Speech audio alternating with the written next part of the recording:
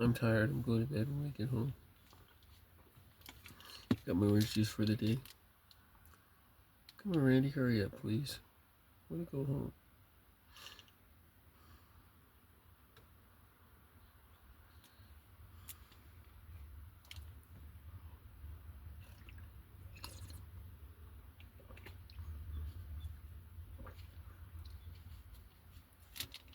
There it is. There it is. There's my beef.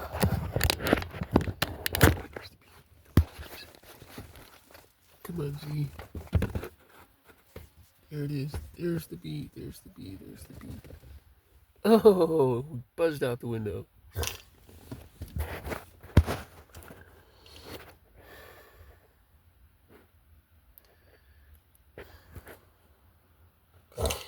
So 7 months ago, I wrote a story and I posted it. 24,000 views in 7 months. How in the hell did I do that?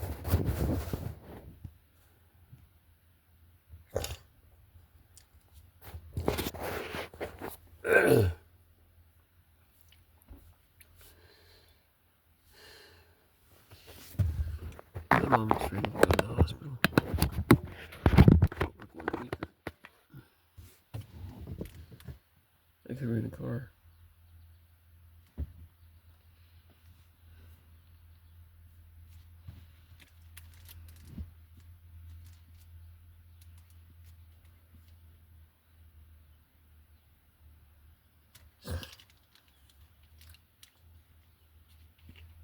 Daily car rentals for a day.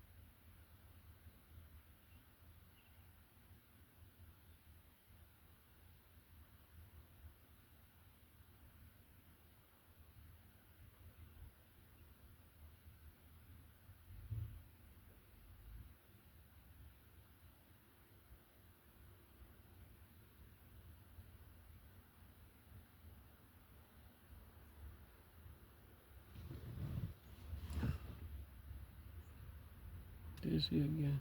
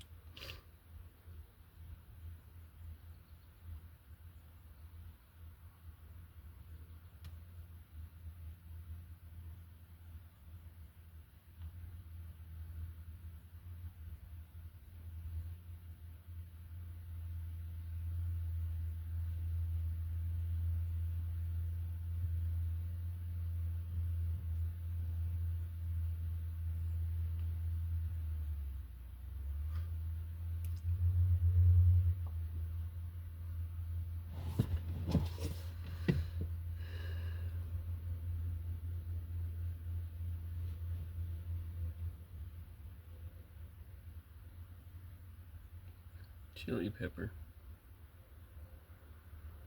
That's what they call themselves, chili pepper.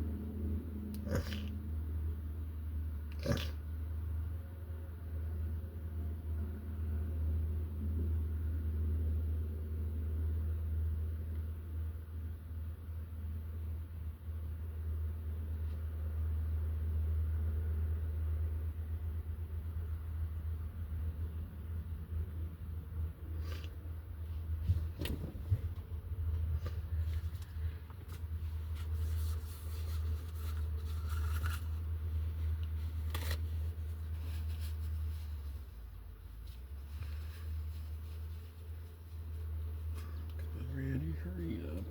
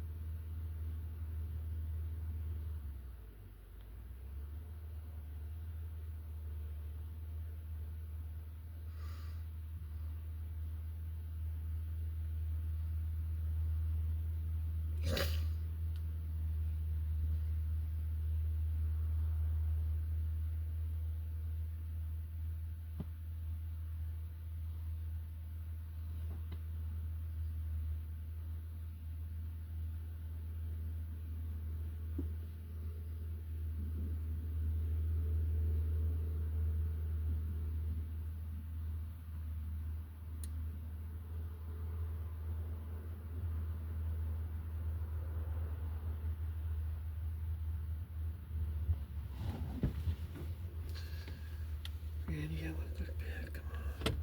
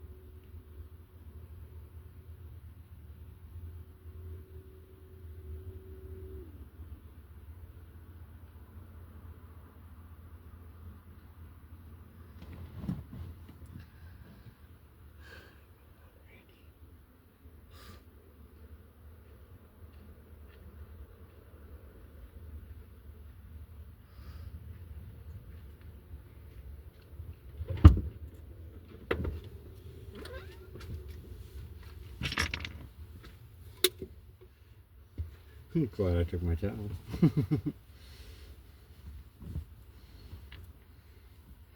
That's a big chunk of petrified wood.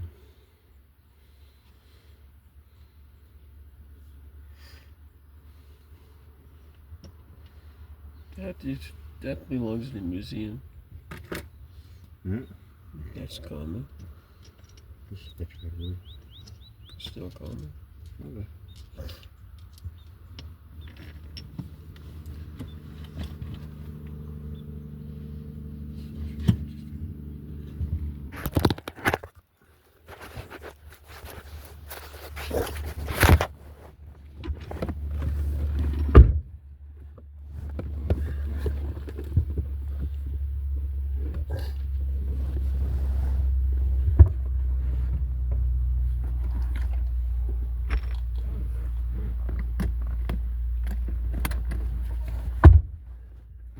I tell you, got up about 4 last night. I had Peaches and Blackie cuddle up next to me. And Z cuddled up in between them. I pulled Peaches out first. Blackie got up, moved, and then Z was there, and then little one I think was on the floor. 5 of them next to me. They're all comfortable. These updates. Very, thank you. My pleasure, Bob. Some who felt shocked by former President Trump's 2016 victory, J.D. Vance's hillbilly elegy helped explain why people in Appalachia supported him. Vance is now the Republican vice presidential nominee, but our next guest says Vance's memoir actually reinforced harmful narratives about people in the region. Let's talk with her. Nima Avashia is the author of a piece titled I'm from Appalachia. J.D. Vance doesn't represent us, he only represents himself. It was published in The Guardian. Nima, welcome. Thanks for having me. Nima, when Hillbilly Elegy came out, it was very popular, especially, as you write, among liberals.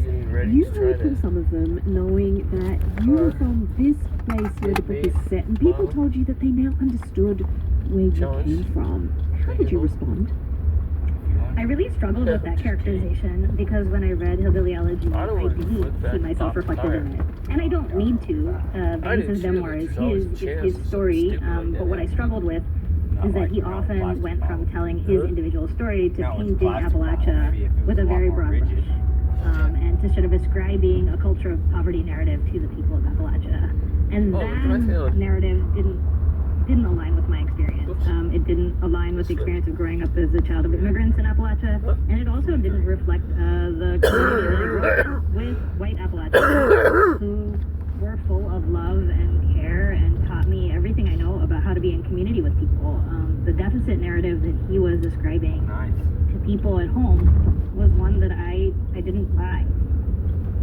I want to learn more about what you're calling a deficit narrative, because as you well know, Nima, much of the media celebrated this book, including this very network, in an effort to explain Appalachia. Even now it's topping bestseller lists. Explain your community to us. I grew up in a very different part of Appalachia in some ways. You know, I think when people think about Appalachia, they think about coal.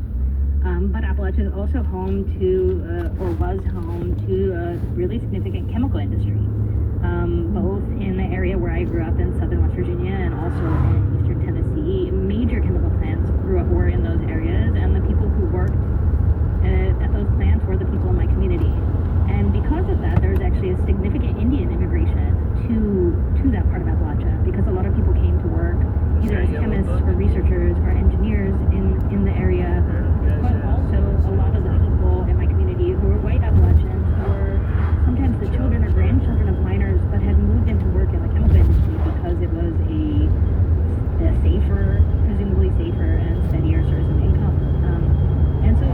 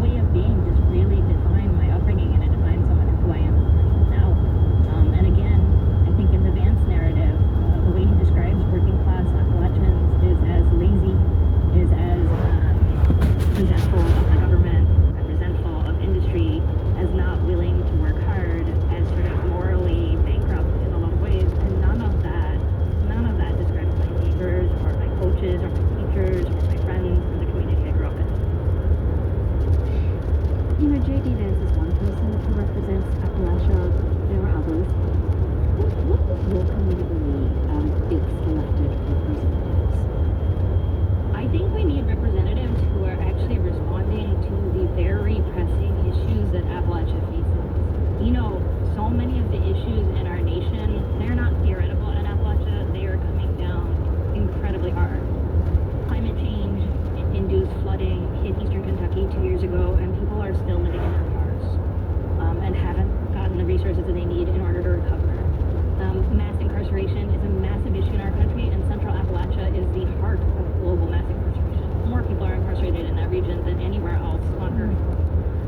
The substance use disorder crisis in our country is tremendous, and it is hitting hardest in Appalachia. West Virginia has the highest overdose rate of any state in the country. And so what I would like to see from representatives is them taking up those issues and really working with people in communities to address those issues and find solutions, instead of, in the case of J.D. Vance, taking money from Big Pharma, which is the very entity that has propagated the substance use disorder crisis in Appalachia. I want people who are fighting for the people of Appalachia, not exploiting them further, and not taking money from the entities that exploit them. Nima Avashia is the author of another Appalachia, Coming Up Queer and Indian in a Mountain Place. Nima, thank you so much. Thank you. Nima has several suggestions for books about Appalachia, and we'll highlight a few titles at our website, hereandnow.org.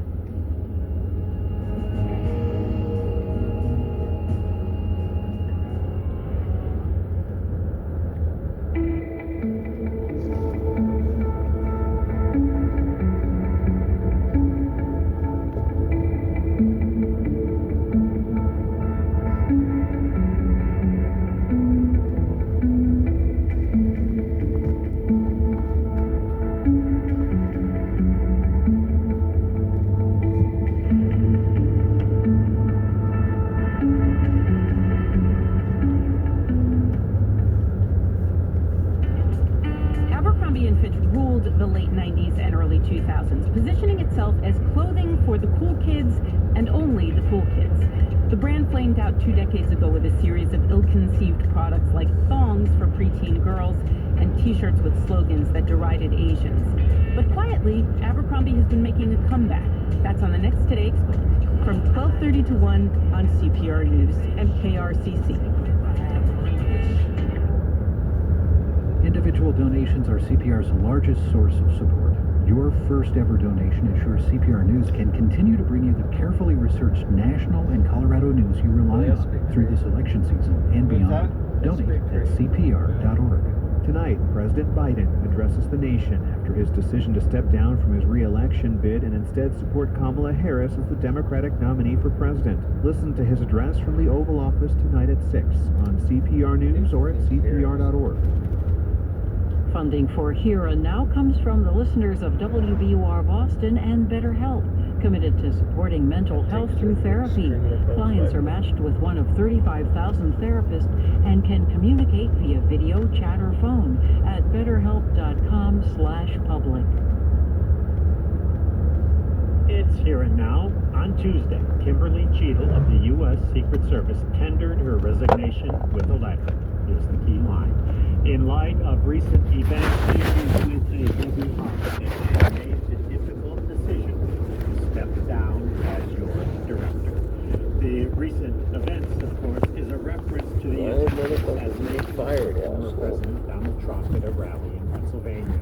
Since the July 13th shooting, many questions have surfaced. Why didn't the Secret Service extend its security perimeter to include the building where the shooter perched? Why was Trump allowed on stage after police reported a suspicious person? And is the agency adequately staffed? That's just the beginning. Let's bring in Sara Lee, a national investigative reporter with the Washington Post and author of the book Zero Fail, which details the history of the Secret Service. Hi, Carol. Hi, Don. How are you? Good. So much to unpack here. A lot of it confusing. In testimony before the Oversight Committee, the House Oversight Committee earlier this week, Kimberly Cheadle declined to say how many agents were protecting Trump or who left the nearby rooftop outside of the security perimeter or Secret Service agents didn't know that rally attendees had seen a gunman. Are these things unknowns, or was she simply protecting methods and practices of the agency? I think it's a mixture of both. There's been a lot of inaccurate information that's been swapped all over the internet and among police sources, and she wants it to be exact and right. The other part is there are source and methods issues in terms of number of people protecting former President Trump. That's a pretty sensitive number, a sensitive piece of information, and the Secret Service is unbelievably careful about releasing any of that kind of information, even to a point that it seems sort of silly. But it's a mixture of both, Don, and one of the major challenges, I think, is Congress members are demanding answers, and she's in a very bad place. Some of her own agents are rooting for her to leave and very disappointed. They were very disappointed in the way she handled the after action of this attempted assassination in ways that they felt were embarrassing to the agency. There were allegations made by members of the Oversight Committee, among them that the Secret Service had been systematically denying Trump's requests for additional security. Let's listen to a little bit. Here's Cheadle and GOP Representative Jim Jordan. This is from Monday. There were no requests that were denied. Maybe you turned them down so darn much, they said, not worth asking. How many times did you turn them down ahead of that? I think that it is important to distinguish between what some people may view as a denial of an asset or a request. Well, Mr. Guglielmi, your spokesperson, he acknowledged the Secret Service had turned down some requests. I'm asking how many? A denial of a request does not equal a vulnerability. Carol, what do you make of that exchange? Well, my colleague Josh Dawsey and I first reported exclusively that the Secret Service had repeatedly denied requests from the Trump security detail, asking for specific counter snipers, asking for magnetometers to screen an event, and whether or not that created a vulnerability for Donald Trump, it created a huge vulnerability for Kimberly Cheadle and her spokesperson to issue a statement saying no requests had been denied. That when I first got that statement from the Secret Service on Sunday after the shooting, the day after, I remember thinking, that's a pretty broad statement. Requests for assets get denied on a routine basis because the service is literally dealing with a finite cupboard of tools and goods, and they have to turn people down. So that struck me as strange, and as we began reporting it, we ultimately found it wasn't true. Talk about the issue of staffing. NBC reports the number of agents protecting senior officials has dropped by 350 agents over the last decade, even as there are more people to protect. What do we make of that number? What I hear from sources inside the agency is that the Secret Service, is struggling, as it always does in a campaign season, but it is doubly strained by the fact that there have been a lot of retirements, a lot of attrition, especially in the veteran cadre, where you'd call it sort of mid to senior career person who's deciding, look, this job is sometimes thankless, I love it, but I can go somewhere else, get paid more, and also have weekends and or holidays with my family. And so there's a lot of that going on, and it's especially true in tactical jobs. In Butler, the day that someone tried to kill Donald Trump by shooting at him